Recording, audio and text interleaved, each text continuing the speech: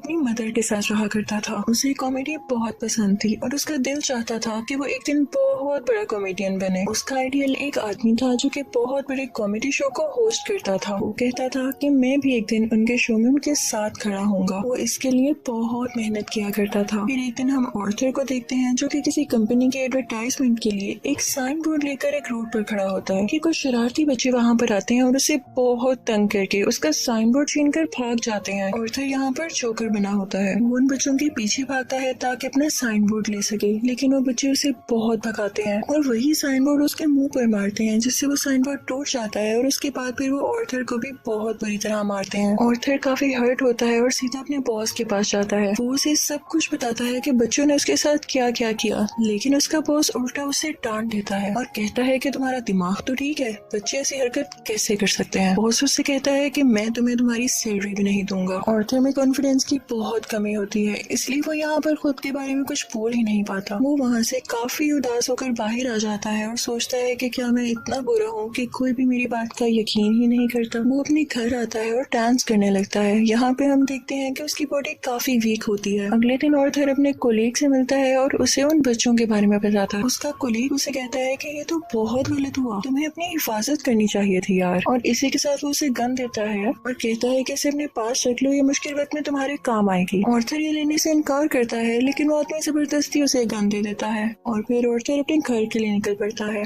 बस में होता है तो उसके सामने एक बच्चा भी बैठा होता है। वो उसे हंसाने की कोशिश करने लगता है और वो बच्चा जोर जोर से हंसने लगता है, जिस पर उस बच्चे की मदर को गुस्सा आ जाता है और वो ऑर्थर से कहती है कि हटो, परेशान मत करो हमें। लेकिन इस बात पर ऑर्थर हंसने लगता है। इनफैक्ट हमें बताया जाता है कि ऑर्थर को कोई सीरियस साइकोलॉजिकल इशू होता है और वो अपनी हंसी को कंट्रोल ही नहीं कर पाता। उसे कहीं पर भी हंसी आ जाती है। वो बस में बैठी हुई उस लेडी को एक कार्ड देता है जिसमें उसकी डिजीज के बारे में सब कुछ लिखा होता है। वो घर आता है और अपनी मेडिसिन लेने लगता है। इनफैक्ट वो गरीब था और ये दवाई बहुत एक्सपेंसिव थी, तो वो गवर्नमेंट के बनाए गए मेडिकल सेंटर से ये दवाई फ्री लेता था। वो एक दिन अपनी साइकियाट्रिस्ट के पास जाता है। वो उससे कहती है कि मुझे अपनी डायरी दिखाओ कि तुम क्या क्या लिखते रहे हो। जैसे ही उसकी डायरी खोलती है उसमें ये लिखा होता है कि मैं उस तरह नहीं मरना चाहता जिस तरह बुरी तरह से मैंने जिंदगी गुजारी है। फिर ऑर्थर वहाँ से अपने घर जाता है तो उसकी मदर उससे पूछती है कि क्या टॉमस की तरफ से कोई लेटर आया, तो ऑर्थर कहता है कि नहीं, आज भी नहीं। इनफैक्ट टॉमस इस मूवी में बहुत ज्यादा रिच बिजनेसमैन दिखाया गया है और लोग उससे बहुत डरते हैं। उसकी माँ उससे कहती है कि अगर उसको हमारी हालत के बारे में पता चलेगा तो वो हमारी हेल्प जरूर करेगा। अगले दिन जब वो बाहर जाता है तो वापसी पर आते हुए रास्ते में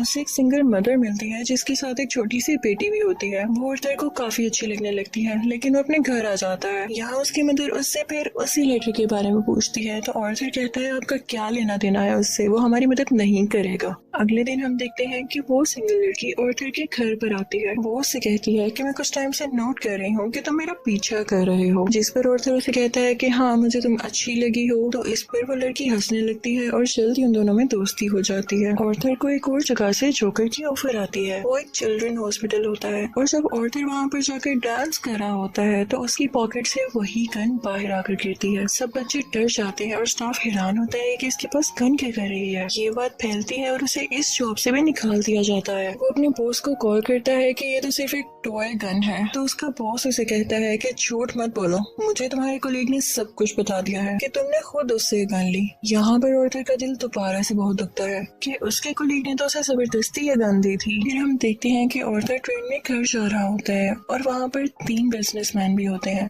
जो कि थॉमस वेन के ही आदमी थे। वो ट्रेन में बैठी हुई एक लड़की को छेड़ रहे होते हैं। ऑर्थर को यहाँ पर अपने मेंटल डिसऑर्डर की वजह से हंसी आने लगती है और वो तीनों आदमी समझते हैं कि हम पर हंस रहा है। वो उसे बहुत मारते हैं, इतना मारते हैं कि उसके मुंह से खून आने लगता है। ऑर्थर उन्हें अपना मसला बताने की कोशिश कर रहा था, लेकिन वो तीनों उसकी एक नहीं सुनते। ऑर्थर को उन तीनों पर गुस्सा आ जाता है और वो अपनी गन निकाल कर उन तीनों को शूट कर देता है। वो वहाँ से ये सोचकर भाग जाता है कि मैंने 3 लोगों का कत्ल किया है। वो खुद को एक बाथरूम में लॉक कर लेता है। पहले तो वो डर रहा था, लेकिन यहाँ पर अचानक से वो डांस करने लगता है। ऐसे लग रहा था जैसे अब उसे कोई रिग्रेट नहीं और वो काफी सुकून में भी था। ऑर्थर घर आता है तो टीवी पर न्यूज चल रही होती है जिसमें थॉमस बोल रहा होता है। वो कहता है कि जिन 3 लोगों का कत्ल हुआ वो मेरे आदमी थे और उन्हें किसी जोकर ने मारा। लेकिन यहाँ पर गरीब लोग उन तीनों की डेथ का अफसोस करने की बजाय जोकर्स का साथ दे रहे होते हैं, क्योंकि वो सब जोकर्स के रूप में ही अमीर लोगों के खिलाफ स्ट्राइक कर रहे होते हैं। वहाँ से ऑर्थर अपनी साइकेट्रिस्ट के पास जाता है तो वो उसे बताती है कि हम आज आखिरी बार मिल रहे हैं क्योंकि गवर्नमेंट ने हमें फंड्स देना बंद कर दिया है और अब के बाद मैं आपका फ्री इलाज नहीं कर सकती। ऑर्थर दोबारा से काफी टूट जाता है और उदास होकर वहाँ से बाहर आ जाता है। फिर हम ऑर्थर को देखते हैं जो कि कॉमेडी शो में लोगों को हंसाने की कोशिश कर रहा होता है, लेकिन वो ऐसा कर नहीं पाता और परेशानी में उसे जोर जोर से हंसी आने लगती है।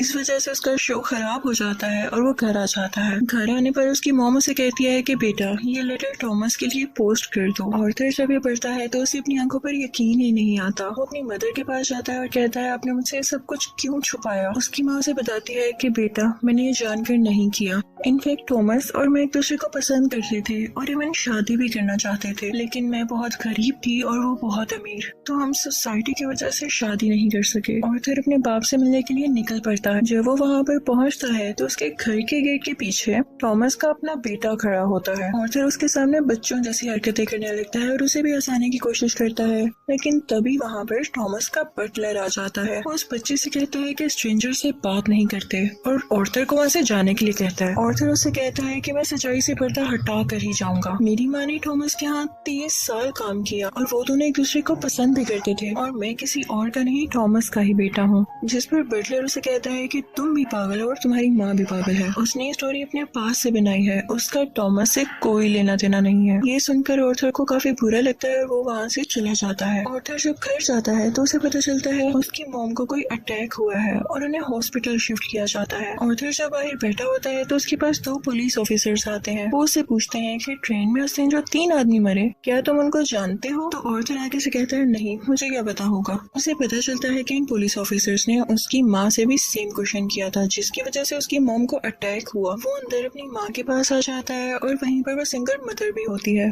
कि तभी टीवी पर एक न्यूज चलती है और उस पर ऑर्थर का वही फेवरेट टीवी होस्ट होता है, वही कॉमेडियन जिसे ऑर्थर बहुत पसंद किया करता था। वो काफी शौक से उसका शो देखने लगता है, लेकिन देखते ही देखते उसे अपना चेहरा टीवी स्क्रीन पर दिखाया जाता है। बेसिकली ऑर्थर का फेवरेट कॉमेडियन उसका मजाक उड़ा रहा होता है। जब ऑर्थर को एक कॉमेडी शो में हंसी आ गई थी, ये देखकर ऑर्थर काफी टूट जाता है कि मेरा आइडियल मेरा मजाक उड़ा रहा है, इससे तो मुझे इंस्पिरेशन मिली थी। उसे सब चीज पर यकीन ही नहीं आ रहा होता। थॉमस घर आता है तो न्यूज चल रही होती है कि शहर के हालात काफी खराब हो गए हैं। गरीब लोग जोकर्स का मास्क पहने सड़कों पर निकल आए हैं और अमीर लोगों के खिलाफ स्ट्राइक कर रहे हैं। इन लोगों में बहुत दुश्मनी बढ़ गई है और ये सारे के सारे थॉमस के खिलाफ हैं। ऑर्थर ये देखकर काफी खुश होता है कि वो सब के सब लोग जोकर बने हुए थे, यानी क्लाउन्स बने हुए थे। उसे लगता है कि पहली बार उसकी जॉब की या उसकी किसी ने तारीफ की हो। अब जहाँ पर वो गरीब लोग स्ट्राइक कर रहे थे वो एक थिएटर था। उस थिएटर के अंदर अमीर लोग एक मूवी देख रहे थे और वहाँ पर थॉमस भी था। उस स्ट्राइक को रोकने के लिए पुलिस वहाँ पर आ जाती है और उन्हें मना करती है। हर तरफ हलचल मच जाती है और इस चीज का फायदा उठाते हुए ऑर्थर उस थिएटर के अंदर चला जाता है। वो थिएटर के वॉशरूम में जाता है जहाँ पर थॉमस भी आया था। ऑर्थर उसके पास जाता है और पोलाइटली कहता है कि मैं आपका बेटा हूँ, मेरी माँ और आप एक साथ हुआ करते थे, याद करें। थॉमस उसे कहता है कि मैं इस नाम की किसी औरत को नहीं जानता और उसे जोरदार मुक्का मारता है, यानी पंच करता है, जिससे उसकी नाक से बहुत खून आने लगता है। ऑर्थर घर चला जाता है और कुछ टाइम बाद उसे पुलिस की कॉल आती है। वो इनफैक्ट ऑर्थर से भी इन्वेस्टिगेशन करना चाहते थे उस दिन के बारे में जब उन 3 आदमियों का कत्ल हुआ था। और तभी ऑर्थर को ये भी पता चलता है कि जो उसका फेवरेट कॉमेडियन था उसने ऑर्थर को अपने शो में बुलाया है। इनफैक्ट उसने ऑर्थर की जो क्लिप अपने शो में चलाई थी उसकी वजह से उसकी शो की रेटिंग काफी बढ़ गई थी क्योंकि लोगों ने उसको पसंद किया था। वो बहुत खुश हो जाता है और तैयार होकर वहाँ पर जाने के लिए निकल जाता है, लेकिन उसे याद आता है कि थॉमस के बटलर ने कहा था कि मेरी माँ पागल है। तो वो उस मेंटल हॉस्पिटल पर जाता है जहाँ पर उसकी माँ का कभी इलाज हुआ था। वो उन लोगों से अपनी माँ की फाइल मांगता है। वो वहाँ से वो फाइल चुरा कर भाग जाता है। उसमें लिखा हुआ था कि ऑर्थर की माँ का किसी और के साथ रिलेशन था। वो उसे बहुत ज्यादा फिजिकली अब्यूज किया करता था, मारा करता था। और इसी दौरान आर्थर के सर पर भी चोट आई थी जिसकी वजह से वो आज इस डिजीज का शिकार है। वो वहाँ से सीधा अपनी दोस्त यानी उसी सिंगल मदर के पास जाता है, लेकिन हमें यहाँ पर पता चलता है कि वो तो थी ही नहीं। वो असल में सिर्फ और सिर्फ उसकी इमेजिनेशन में थी और उसको उसके विजन्स आया करते थे। आर्थर अपने माँ की चोट की वजह से काफी परेशान होता है। वो हॉस्पिटल जाता है और पिलो से अपनी माँ को मार देता है। घर आकर देखता है तो उसे पिक्चर मिलती है जिसके पीछे लिखा हुआ था कि मुझे तुम्हारी स्माइल बहुत पसंद है, जो कि थॉमस ने लिखा था और ये पिक्चर उसकी मदर की थी। यहाँ उसे एहसास होता है कि उसकी माँ झूठ नहीं बोल रही थी। वो अपना जोकर का मेकअप करने लगता है और यहाँ पर वो काफी दुखी होता है और उसे कुछ समझ नहीं आ रहा होता कि उसके आसपास क्या हो रहा है। तभी वहाँ पर उसका वही कोलीग आ जाता है और वो कहता है कि जो उस दिन ट्रेन में 3 कत्ल हुए और रिसेंटली तुम्हारी माँ का भी कत्ल हुआ, मैं उसके बारे में कुछ पूछना चाहता हूँ। आर्थर को लगता है कि ये लोग फिर से मेरा जीना हराम करने आए हैं और वो यहाँ पर अपने कोलीग को पूरी तरह से मार देता है। अब इसके बाद आर्थर तैयार होता है और अपने जोकर का फुल कॉस्ट्यूम पहन लेता है। वो अब अपने फेवरेट कॉमेडियन के शो में जाने की तैयारी कर रहा था। वो बहुत खुश होता है और रास्ते में डांस करता हुआ जा रहा होता है। वहीं पर वो दोनों पुलिस ऑफिसर्स भी आ जाते हैं जो उससे ट्रेन में हुए हादसे के बारे में इन्वेस्टिगेशन कर रहे थे। पर आर्थर वहाँ से भाग आता है और भागते भागते एक ट्रेन में घुस आता है। उस ट्रेन में और भी बहुत सारे लोग ऐसे थे जिन्होंने जोकर का कॉस्ट्यूम पहना था। पुलिस इतने सारे लोगों में उसको ढूंढ ही नहीं पाती, तो इसी बात का फायदा उठाते हुए वहाँ से बाहर आ जाता है और अपने फेवरेट कॉमेडियन के शो की तरफ जाता है। वो जब उसके सामने जाता है तो वो उससे पूछता है कि क्या तुम भी जोकर बने हो, क्या तुम भी अमीरों के खिलाफ प्रोटेस्ट कर रहे हो। और फिर उसे रिक्वेस्ट करता है कि आप लोगों को मेरे बारे में कुछ न बताइएगा सिवाय इसके कि मैं एक ऑर्डिनरी जोकर हूँ।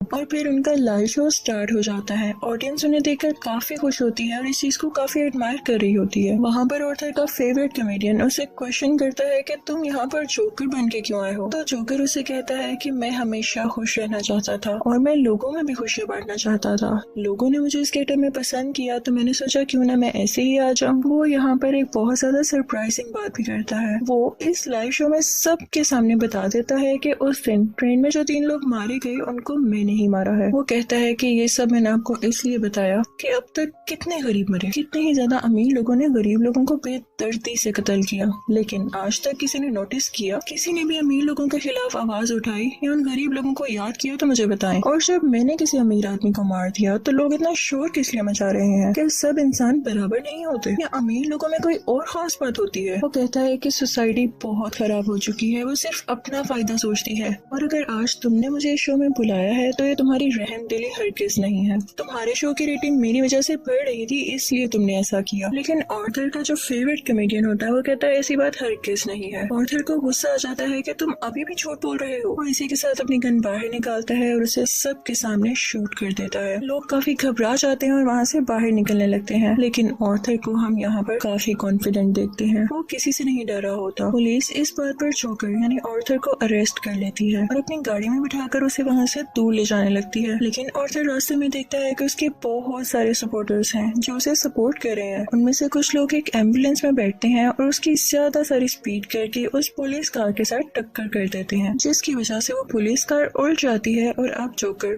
बाहर आ गया था। वो उन सब लोगों में शामिल हो जाता है और उसी कार के ऊपर आकर खड़ा हो जाता है। सब लोग उसे यहाँ पर देख पा रहे थे और उसे चीयर कर रहे थे। उसके मुंह और नाक से काफी खून आ रहा था, लेकिन वो उसी खून से अपनी स्माइल बना लेता है और हाथ फैलाकर जोर जोर से हंसने लगता है। ये इनफैक्ट एक ऐसी स्माइल थी जिसके पीछे गम, तकलीफ और दुख छुपा हुआ था। वो अब उन सब लोगों का हीरो बन चुका था और वो यहाँ पे काफी खुश था कि लोग फाइनली अब उसे तारीफ कर रहे थे, उसे अप्रिशिएट कर रहे थे। दूसरी तरफ हम थॉमस को देखते हैं जो कि अपनी प्रेजेंट वाइफ और अपने बेटे के साथ ये शहर छोड़कर जा रहा होता है, लेकिन तभी साइड पे खड़ा एक जोकर उन लोगों को शूट कर देता है, लेकिन वो उनके बेटे को कुछ नहीं कहता। फिर सीन चेंज होता है और हमें आर्थर यानी जोकर एक साइकियाट्रिस्ट के पास दिखाया जाता है। वो वहाँ पर भी हंस रहा होता है, तो वो साइकियाट्रिस्ट उससे कहती है कि तुम बिला वजह क्यों हंसते रहते हो। तो आर्थर उससे कहता है कि आप इस फीलिंग को कभी नहीं समझ पाएंगी, और ये कहकर वो वहाँ से बाहर आ जाता है। उसके जूतों के नीचे खून लगा हुआ था, जिससे ये जाहिर होता है कि एक अच्छा इंसान